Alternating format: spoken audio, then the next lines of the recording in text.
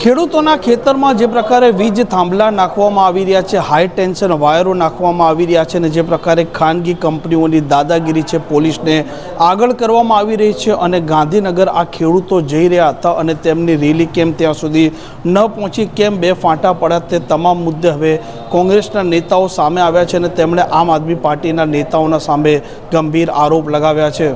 વૈષ્ણવજન તો તેને કહીએ જે પીડ પરાઈ જાનાને રે। નમસ્કાર, આપ જોઈ રહ્યા છો નવજીવન ન્યૂઝ અને હું છું આપણી સાથે તોફિક ગાંચી। આ રાજ્યમાં 18,000 ગામડાઓ આવેલા છે અને આ ખેડૂતો રાજ્યના છે, તેમના પણ અલગ અલગ મુદ્દાઓ છે, અલગ અલગ પ્રશ્ન છે, પરંતુ સૌથી વધારે વિકરાળ પ્રશ્ન અત્યારે ખેડૂતોના ખેતરમાં જે પ્રકારે વીજ થાંભલા નાખવામાં આવી રહ્યા છે, હાઈ ટેન્શન વાયરો નાખવામાં આવી રહ્યા છે, ખાનગી કંપનીઓની દાદાગીરી છે અને ખેડૂતોનો આરોપ છે કે આ કંપનીના જે અધિકારીઓ છે તે પોલીસને આગળ કરે છે, તેમની મંજૂરી વગર વીજ થાંભલા નાખવામાં આવે છે, ન તેમને વળતર મળી રહ્યું છે અને તેમના ખેતરોના ભાવ પણ ગગડી રહ્યા છે। આ સરકાર છે તે પણ સાંભળી નથી રહી અને ખેડૂતો તેમના આક્રોશના સાથે ગાંધીનગર પહોંચે છે, કેમ કે આ સરકાર છે તેમને તેમની વાત સંભળાવવાની હતી, અલ્ટિમેટમ આપવાનું હતું, પરંતુ તે અમદાવાદ પહોંચે છે અને ગાંધીનગર આ ટ્રેક્ટર રેલી પહોંચતી નથી, એકાએક બે ફાટા પડે છે અને બબાલ થાય તેવું વાતાવરણ ઊભું થાય છે। અને તમામ મુદ્દે હવે કોંગ્રેસના નેતાઓ અને કિસાન સેલના નેતા લાલજી દેસાઈ છે તે પોતે પણ સામે આવ્યા છે અને તેમણે કહ્યું છે કે આમ આદમી પાર્ટીના નેતાઓ અરાજકતા ઊભી થાય તે પ્રકારનું કામ કર્યું હતું અને વાતાવરણ ડહોળાય તેવી પરિસ્થિતિનું નિર્માણ થયું હતું, સરકારના સાથે આ મામલે વાટોઘાટો થાય તેવી પરિસ્થિતિ ઊભી થઈ હતી, પરંતુ આમ આદમી પાર્ટીના નેતાઓ ઈચ્છતા નહોતા કે કોઈ પણ ભોગ્યા ખેડૂતો છે તેમને લાભ થાય। છેલ્લા 6.5 મહિના લગાતાર ગામો ગામ તાલુકે તાલુકે ખેડૂતોની વચ્ચે જઈને પાલભાઈ, જયેશભાઈ, મહેશભાઈ, જિગ્નેશભાઈ અને હું લાલજી દેસાઈ, આપ સૌ જાણો છો કે આવા અમારા જેવા અનેક સાથીઓ, હું બધાના નામ ગણાવવા જાઉં તો લિસ્ટ બહુ લાંબુ થાય, દરેક સાથીઓએ સોમનાથથી શરૂ કરીને ટ્રેક્ટર યાત્રા કરી। જ્યારે ગુજરાતના ખેડૂતો એ માવઠાના અંદર પોતાનો પાક નિષ્ફળ ગયો ત્યારે 1100 કિલોમીટરની 11 દિવસની યાત્રા કરી અને સરકારને મજબૂર કરી એક પેકેજ જાહેર કરવા માટે, જો કે પૂરતું નહોતું। એ પછી ટંકારા વિસ્તારમાં ટ્રેક્ટર રેલી થઈ અને ત્યાં ટંકારા વિસ્તારમાં કામ અટકાયું।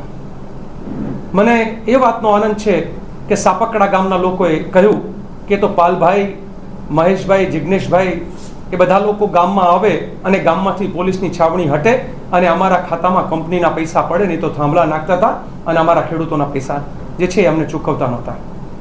મને એ વાતનું કહેતા પણ આનંદ થાય કે જ્યાં કંપનીઓ અને કંપનીઓના દલાલ જેવી આ ભારતીય જનતા પાર્ટીની સરકાર કે જે 5-6 લાખ રૂપિયા આપીને, શરૂઆત તો 2 લાખથી કરેલી થાંભલે, છેલ્લે 5-6 લાખ રૂપિયા આપીને ખેડૂતોના જીવાદોરી સમાન એ ખેતરોમાં, એના કાળજાના કટકા જેવા ખેતરોની વચ્ચે એ હોનાની થાળીમાં લોઢાના મેઘ જેવું અદાણી અંબાણીના થાંભલાઓ નાખવાનું ખુદ તંત્રએ જ્યારે શરૂ કર્યું હોય, ખુદ કલેક્ટરોએ ગેરકાયદેસર જ્યારે મંજૂરી આપી હોય, ત્યારે અમારી લડતના કારણે 38 લાખ જેવા પ્રતિ થાંભલે એ સરકારે કંપનીઓ દ્વારા ના છૂટકે આપવા માટેની જે છે ઓર્ડર કર્યા।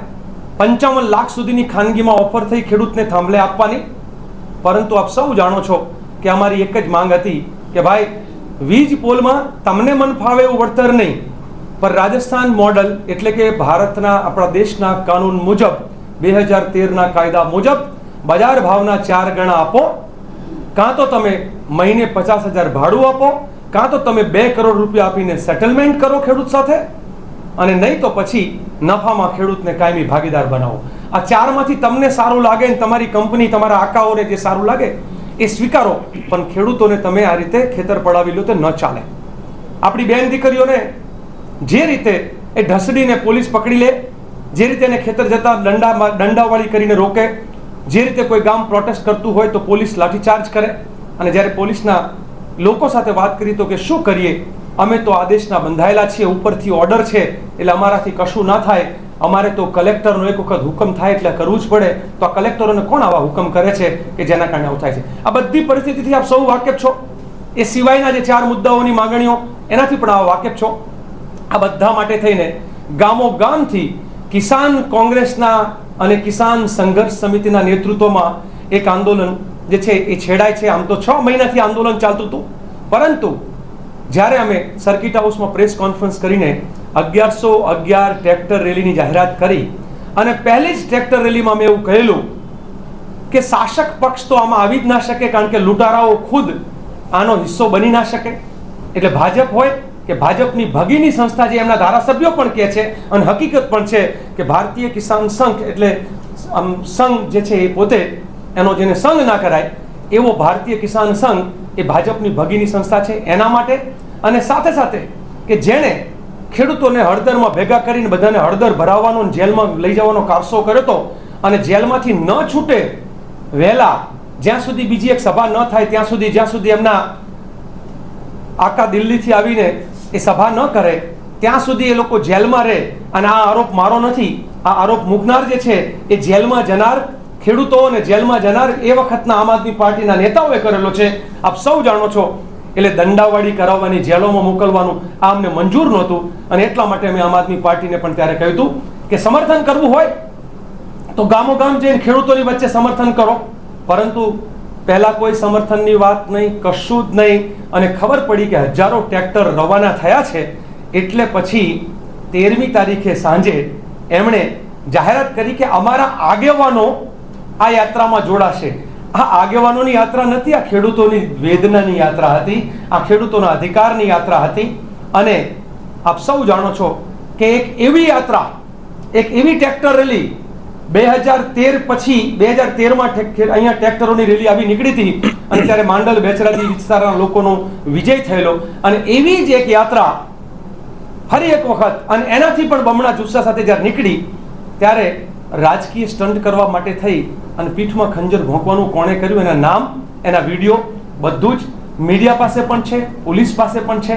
એ વખતે ધાર્યું હોત તો કોંગ્રેસના કાર્યકર્તાઓ કદાચ એ આવેલા 5-25 લુખ્ખા તત્વોને ત્યાં એને તમે ધારો શું થઈ શકે જો, પણ એ ન થાય એના માટે પાલભાઈ હોય, જયેશભાઈ હોય, મહેશભાઈ હોય કે અમે બધાએ, અને કોંગ્રેસના અનેક આગેવાનો, ગીતાબેન ત્યાં હતા, પ્રગતિબેન હતા, મનીષભાઈ હતા, બધા લોકો, અમારા ભાઈ રઘુભાઈ, સુનિલભાઈ, કેટલા નામ આપું, આ દરેક લોકોએ પ્રયત્ન કર્યો હતો કે ત્યાં પોલીસ અને ખેડૂતો વચ્ચે લાઠીચાર્જ ના થાય, દંડાવાળી ના થાય અને જય જવાન જય કિસાનના નારાની જગ્યાએ મર જવાન મર કિસાન ના થાય. એટલા માટે અમે નમતું જોખીને ત્યાં થયું કે ભાઈ નહીં, એ લોકોને તોફાન કરવું છે, એમને તોફાન મુબારક, એમને યાત્રામાં પીઠમાં ખંજર ભોંકવી છે, મગમાં ધોકો મારવો છે, એ એમની સમજ છે, એમને મુબારક.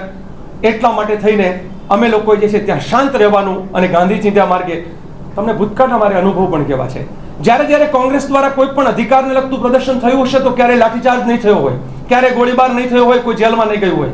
જેલમાં ગયા હશે તો લાલજી દેસાઈ કે પાલ આંબલિયા કે જયેશ પટેલ કે જિગ્નેશ મેવાણી એ લોકો ગયા હશે, કોંગ્રેસના નેતાઓ ગયા હશે, અમારા એક અમારા પ્રદેશ પ્રમુખ હોય કે વિપક્ષના નેતા હોય, એ લોકોએ જેલમાં જવાનું પસંદ કર્યું છે, લાઠી ખાવાનું પસંદ કર્યું છે, પણ ખેડૂતો ઉપરનો લાઠીચાર્જ નથી થવા દીધો. પાલભાઈને લીમડે બાંધીને માર્યા હતા, છતાં પણ એણે ખેડૂત ઉપર લાઠીચાર્જ નથી થવા દીધો. મારી ઉપર 1 નહીં 4 ફરિયાદો થઈ, મેં ખેડૂતો ઉપર ફરિયાદ નહોતી થવા દીધી. આ રણનીતિ જે છે, કાયદાની મર્યાદામાં રહીને સરકાર સામે લડવું, એ કોંગ્રેસની પદ્ધતિ છે. અને અરાજકતા ઊભી કરવી, ખેડૂત અને પોલીસને સામસામે કરવું, એ ખાસ આદમી પાર્ટીની, આપ સૌ જાણો છો હું ખાસ આદમી પાર્ટી શું કામ કહું છું, એ ખાસ આદમી પાર્ટીની પોતાની એક વ્યવસ્થા છે. અમને મંજૂર નહોતું એટલે 13મી તારીખે સાંજે જ અમે કહ્યું હતું કે ભાઈ તમને અમે એટલા માટે નથી બોલાવતા કારણ કે અમને વિશ્વાસ નથી કે તમે કયો ચાળો કરો, હળી ચાળો, પથ્થર ચાળો, લાઠી ચાળો કયો કરો, એ અમને વિશ્વાસ નથી, માટે ના પાડેલી. એમના પેટમાં તેલ રેડાનું છે, જે કર્યું છે એમને, જે કરવું તો એમને કર્યું. દરેકને કર્મ જે છે એ લોકો જોતા જ હોય છે, સમાજ, મીડિયા બધું દર્પણ છે. અમે એવું નક્કી કર્યું છે કે આવનાર સમયમાં ખેડૂતોના મુદ્દા ઉપર, પશુપાલકોના મુદ્દા ઉપર અને ગુજરાતના જે પણ આ રીતના ઉત્પાદકો છે એના મુદ્દા ઉપર અમે લોકો મરણીયો જંગ ખેલવા માટે હવે તૈયાર છીએ. હવે તો ખેડૂતોની લડાઈમાં વટનો સવાલ છે અને સરકારને અત્યારે જે ઘેરી હતી એનાથી અનેક ગણી ઘેરવાનો આજે મક્કમ નિર્ધાર કરીને અમે આ લડાઈ લડવાના છીએ. કોઈને ગેરસમજ ના થાય એટલા માટે અત્યાર સુધી અમે એક ખેડૂતના દીકરા તરીકે માત્ર ખેડૂત કે માલધારીનો જે અંગરખો હોય એ પહેરીને અમે લોકો આંદોલન કરતા હતા. આજથી અમે જાહેર કરીએ છીએ કે હવે પછીની જે લડાઈ છે એ કિસાન કોંગ્રેસના નેતૃત્વમાં અને અમે આ કોંગ્રેસના પંજાને સાથે લઈને લડશું. અમારામાં જેને વિશ્વાસ હોય એ આંદોલનમાં જોડાય, અને જેને એમ હોય કે ના ના અમારે નથી લડવું અને કોઈ બીજામાં વિશ્વાસ હોય તો બીજામાં જઈને જોડાય. અમને કશો વાંધો નથી, પરંતુ દરેકે બધાનો ઇતિહાસ તપાસી લેવો જોઈએ કે કોણ લડે છે અને કોણ નડે છે. ગુજરાતના વિપક્ષ તરીકે અમારો ધર્મ છે કે ખેડૂતોને જે અન્યાય થાય, જે અત્યાચાર થાય, કે ગુજરાતના કોઈ પણ લોકોને અન્યાય કે અત્યાચાર હોય ત્યારે લડવું, એના માટે, ન્યાય માટે, અધિકાર માટે એ વિપક્ષ તરીકેનો આ ધર્મ જે છે એ અમે નિભાવવાનું કામ કરીએ છીએ. હું આશા રાખું કે બીજા વિપક્ષો પણ પોતાનો ધર્મ નિભાવે. લડાઈ શાસક સામેની છે. લડાઈ આ ગુજરાતના શાસકો જે 30 વર્ષથી ગુજરાતનું શોષણ કરે છે એની સામે છે. પરંતુ ગુજરાતની અંદર ભાજપાની જે બી ટીમ છે એણે નક્કી કર્યું છે કે અમારી લડાઈ એ શાસક સામે નથી. અમે કોંગ્રેસને કેમ નબળી પાડીએ અને કોંગ્રેસને કેમ બદનામ કરીએ, જેના કારણે જે છે એ કમસે કમ એ અને બી ભેગા થઈને એ ગુજરાતને લૂંટવાનું ચાલુ રાખે. અને આ ષડયંત્ર જે છે અમે ગુજરાતમાં નહીં થવા દઈએ. આપને એ જાણીને પણ આનંદ થશે કે એ પણ ખબર પડશે કે અંતરાત્મા જાગે ત્યાં ગુજરાતની અંદર અનેક જગ્યાએ આમ આદમી પાર્ટીના જિલ્લાના નેતાઓ રાજીનામા આપવાના શરૂ કર્યા છે. કોઈકે સવાલ પૂછવો જોઈએ કે શા માટે આમ આદમી પાર્ટીના 3 કિસાન ચહેરાઓ આમ આદમી પાર્ટી છોડી દીધી. 3 કિસાન ચહેરાઓ. સૌથી પહેલો ચહેરો એ હતા કરસનદાસ બાપુ ભાદરકા, કે જે ખેડૂતોના મુદ્દે સૌથી આક્રમક અવાજ. એ કરસનદાસ બાપુ ભાદરકાએ કેમ આમ આદમી પાર્ટી છોડી? એ પછીનો ચહેરો એટલે રાજુ કરપડા. એણે કેમ આમ આદમી પાર્ટી છોડી? એ ક્યાં જોડાયા, નહીં જોડાયા, શું હતું મને ખબર નહીં, પણ એણે કેમ છોડી? એ પછી સાગર રબારી, કે જે આખા ગુજરાતમાં, મને યાદ છે 2013માં મારા સાથીદારની જેમ એ માંડલ બેચરાજી સરના આંદોલનના મારા સાથી, એ આમ આદમી પાર્ટીમાં ગયા. પછી કેમ આમ આદમી પાર્ટી જે છે એ ખેડૂત નેતા તરીકે એમણે એ છોડવા માટે મજબૂર થયા? અને કેમ આજે જુજારદાન ગઢવી કચ્છમાં, મેં હમણાં જ એમની સાથે ફોન પર વાત કરીને એને કીધું કે લાલજીભાઈ, મારો અંતરાત્મા જ રોવે છે અને હું એવું કહેવા માંગુ છું કે મને ખબર તો પડી ગઈ હતી કે આ ભાજપની બી ટીમ છે, પણ મારી પાસે પાક્કો પુરાવો નહોતો. પણ ખેડૂત આંદોલનમાં આમ આદમી પાર્ટીએ એ પાક્કો પુરાવો આપ્યો અને ભાજપની બી ટીમ સાબિત થઈ. એટલે હું અને મારા સાથીદારો, આખા એ પશ્ચિમ કચ્છના જે હોદ્દેદારો છે એ એક સાથે રાજીનામું આપીએ છીએ. એ આજે જુજારદાન ભાઈએ જે છે પોતાનો અંતરાત્મા જાગ્યો અને ખેડૂત આંદોલનના સમર્થનમાં એમણે રાજીનામા આપી દીધા છે. આ પ્રકારના સમાચાર માટે નવજીવન ન્યૂઝની આ ચેનલ સાથે જોડાયેલા રહો. નમસ્કાર.